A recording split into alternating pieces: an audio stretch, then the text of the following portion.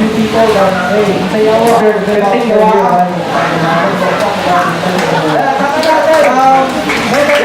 First para tonight. Salamat, Baray. Matulog ka na tayo. Salamat kayo sa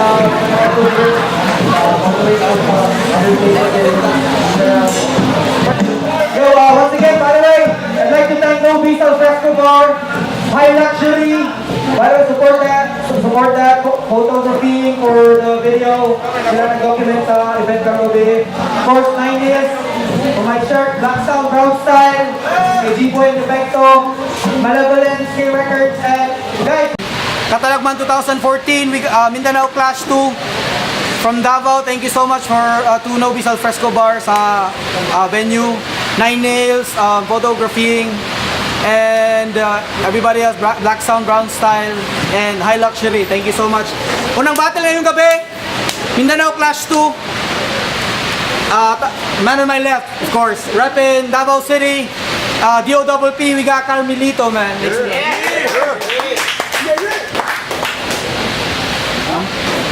And man on my right, by the way, reppin' LS all the way from Jensan, we got G1. So, G1 ng LS, shoutout nga pala sa GM Music Community tsaka sa lahat ng taga-Jensa na pumunta. By the way, 90 seconds per round. Oh, na si Carmelito, tahimik lang oh. Much respect sa taga-Jensa na, sila Bunso, si Kawayan, si Murky. Kasi ako respeto sa niya, bay, bro. Ihatag man o kano, makasasala no. Satan ang yawa na. Okay. Sa wakas, dumating na rin ang gabing kinahihintay kong maganap na malaman ng lahat na bawal sumalungat ang isa sa mga hari ng ubanap. Ikuduko-duko iwa akaw, pakunahuman. Isa ko sa pinakakuyaw. Ibig sabihin nun, isa ako sa pinakamagaling. Matuto ka magyabang boy kung meron kang narating dahil tanging narating mo lang ay itong inaapakan mo. Wala kang karapatan na magyabang kasi di ka naman sinuki, wala kang karapatan na magtupak-tupakan, bro. You're not a real G-san, kaya wala kang karapatan na i-representa ang Jensan. Kasi magiging G ka lang sa pangalan mo G1, you are a motherfucking gay one. Pagbibigyan kita, di ko uubusin ang 24 na linya. Pagkasampalin pa kita ng 50 pinya. Tayo na mga, tayo na. Yo, round 1 para kay G1. Oh, tahimik lang. Yo! Round 1 ay agad-agaran ko na tong ang kalaban ko, ililibing ko agad sa ground kasi pare ayoko matalo at yung salitang yan ay wala sa aking bokabularyo. Ngayong gabi sa akin mapupunta ang titulo na pagiging kampyonato. Patunay na champion to, Carmelito, ang yung ulo lang naman ng aking magiging tropeyo. Pero teka, Don, salamat nga pala sa isda na hinanda at sa madla na ako'y tinanggap kahit hindi nakapaghanda. Pero ito ang sigurado na tong kalapang ko, sa akin magtatanda, wala akong pakialam kung sa ating dalawa, ikaw yung mas matanda. Dahil kung alam mo lang, Carmelito, na sa mga matatanda, wala akong galang. Kaya sa karir mo, pwede ka na magpaalam. Pero bago mangyari ang mga yan, ay susunod muna ako sa aking plano.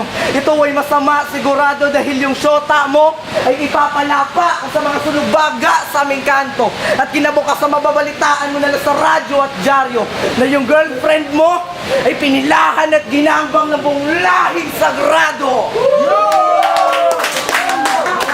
Teka, kasi ito mas malala. Dahil pagkatapos kong ipagangbang ang iyong syota, gagawa ko siya ng sex video. Ito mismo sa gitna. Kaya gawa kami ng ingay mula Jensan, Panabuto, Digos. Kaya ang misyon sa LS na ng fake MC sa Mindanao kay mahipos.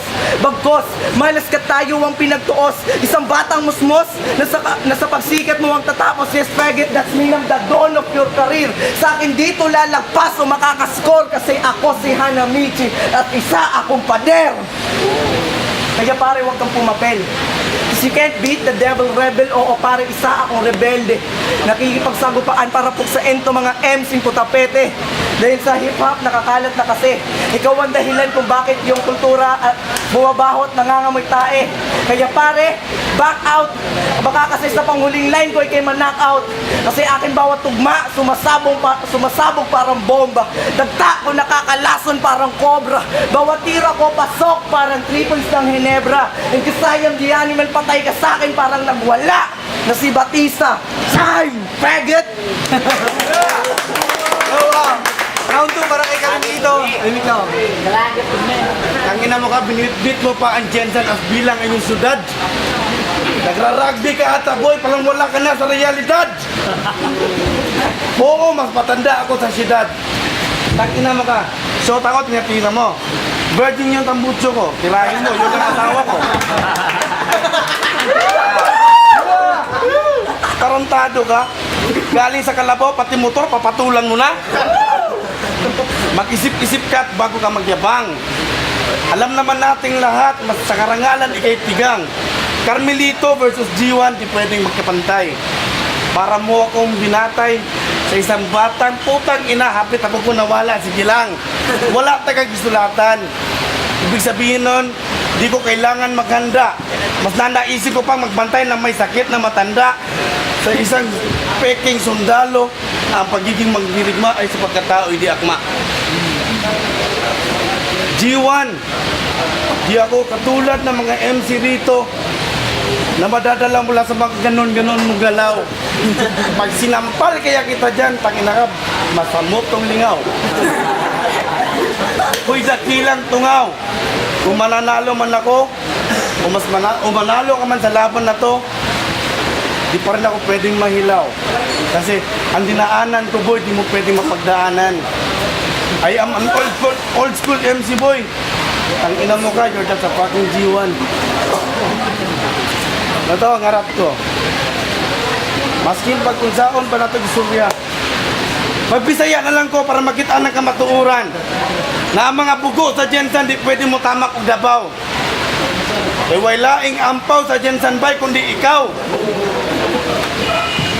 Pag ina ka, tupad na nato hilupin tuna. Sumpagong taga sa panga, di na ka muagi og dugo, kay diretsong luto na.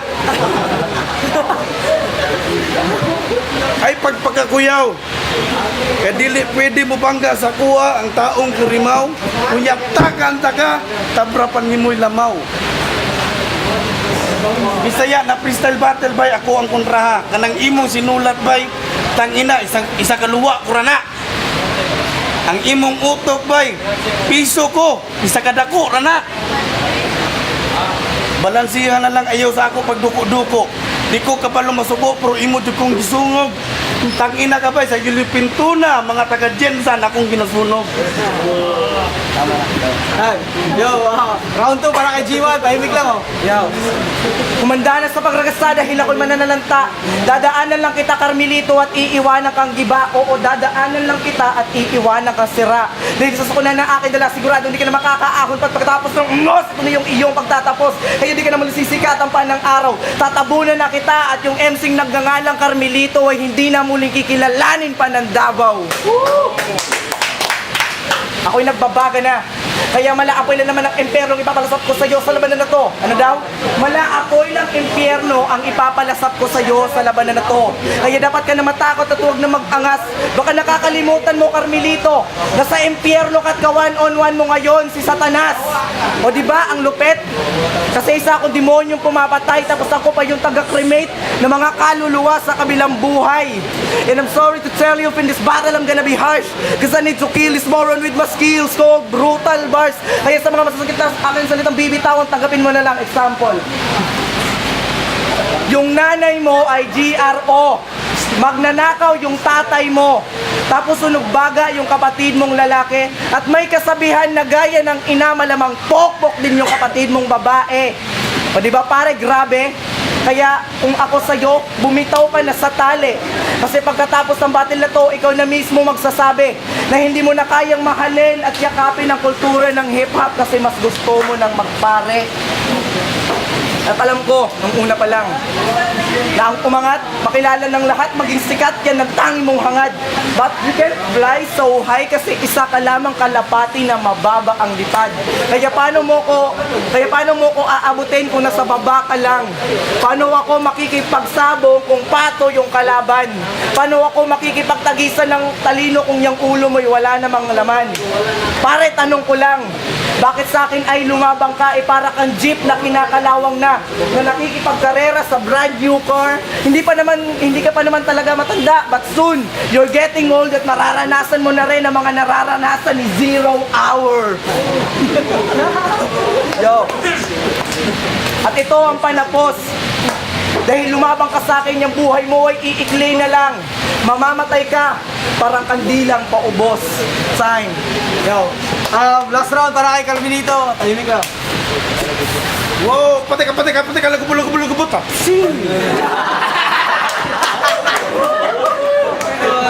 Uy, tanga! Ano magkinaan ang mga lahing sagrado? Dito. Lahing sagrado. Ang ginanahon sa pagkalahing sagrado. Nasa imong eskwela, bagsak magani ka, sagrado. Kung saan mo pagka-sacred. Sa Sacred Heart pa lang ganidaan, di nagkakasulod. Kaya nga naman, mismo ang pare, di kadawa tumahimong katoliko kay Lood.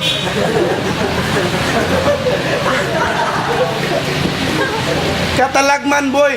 Not lamang arena. Welcome to my own battle arena. Kung walay Carmelito, way katalagman, ibutang na sa imong huna-huna. Kay first katalagman event, kami ang nihimo, ana. Ug wala tabangin ni Carmelito. Sigurado insurance na way G1 na mutindog sa atubangan nako, manang ulo ayaw padag-a. Kapasig mismo imong mga magpapa, masagpa ka. Baga kay gitsura kinsa ka. Uyaw ka sa inyong balay. Nasumbagon ta ka, di ka kamilat pa eh. Munang ayog damay-damaya ang akong ginikanan. Kaya mismo ang imong kagikan, tang-ina, basura na. SM Rakadong, Smoky Mountain. Samtang ako abrisa. Taga Panabo ni Do, taga Tadeco. Samtang ikaw, unsa man ka? Taga Century Tuna. Imong kaliwat mga isdang bugo kay nisulod sa lata. Walang mga tuna bisag unsa kadako naigo kay puro tinapa.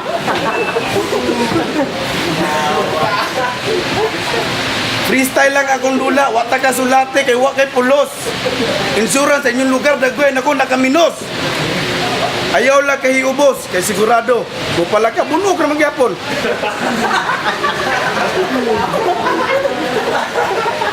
Kanang dagway nimo na mura kag Crocs. Akong tambag ni Budo aron mas ma-hip hop ka pag suot na lang og locks. Bars! Ay, bars! Na ako'y bara, pala, kontrata para mamatay ni bata. Pag sagpaon ko ni sa kumbara, siguradong tulog. Dili mata. Kay kung sumbagong ko ni sigurado sulirap mata. Di na lagi kinahanglan sulatan.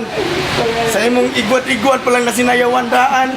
At tabla pa nimo'y nabuang, pauli sa Jensan. Yo, tag. Libanat para kay G1. Tahimik ka. Uy, bobo! 92 palagi ang aking grado. Kaya mas matalino ako sa'yo. And please, man, enough with the talk shit. Cause if it's bad in the mind, it got toxic. I'm faster than a comet, my brain is like a galaxy faggot, there's no limit. Round 3, gagawin ko itong mala epiko. Mamamangha kayo sa bawat effect ng mga linya ko at hahatiin ko sa dalawayang katawan mo. Na ang gagamitin ko ay Sunpack 2. Di na kailangan ng bangka ito para burahin sa mundo dahil ang gagamitin ko ay energy ball ni Son Goku.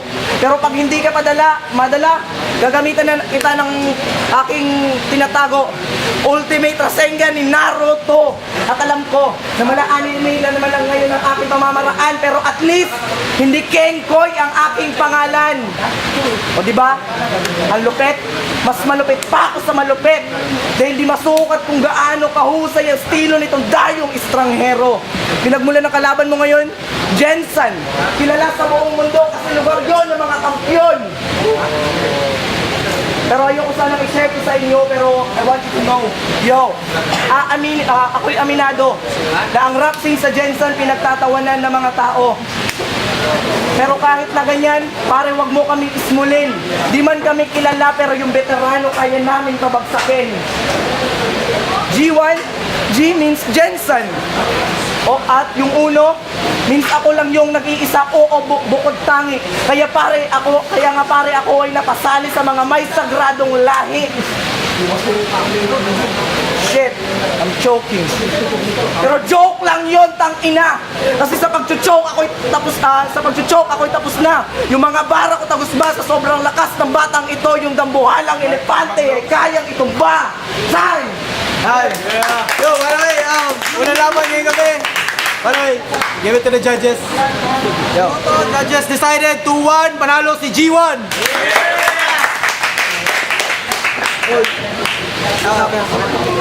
Scars, LS,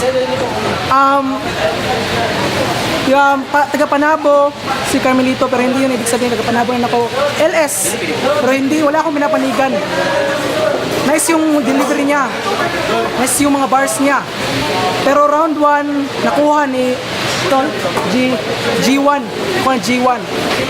Round 2, kahit yung art form kasi ng hip hop hindi yan sa pagsulat kundi ipapakita mo kung anong tunay na talento dito. So pinakita ni Carmelito na old school talaga siya, so round 2 sa kanya G-spot, nice pa rin, dikit yung laban. Pero yung kay G-spot yung problema niya kasi yung deliver niya okay, pero yung mga bars niya parang hindi lumalagapak. Pero yung kay Carmelito, to the bones lahat, galing Jensen to tinapa to lahat. So sa third round doon parang nice yung delivery kasi ni Carmelito, parang basta ano lang. So para sa akin Carmelito thank you. Yonam sa Batangadado ko sa family band ko sa support Mindanao Rap Movement sa Dulan Carmelito J1 straight 3 vote para kay J1 sa prepare kayo sa sayang dula tapos ayos kayo mga sayang bars niya all 3 rounds J1. Task nga pala, Jensen. Madali na siya i-judge. Dalawang first round kay G1, kahit sa presence. Pero gusto ko yung ginawa ni Carmelito sa round 3, yung may bigla sumigaw tapos linya niya. Yun talaga, MCing, freestyle, basic.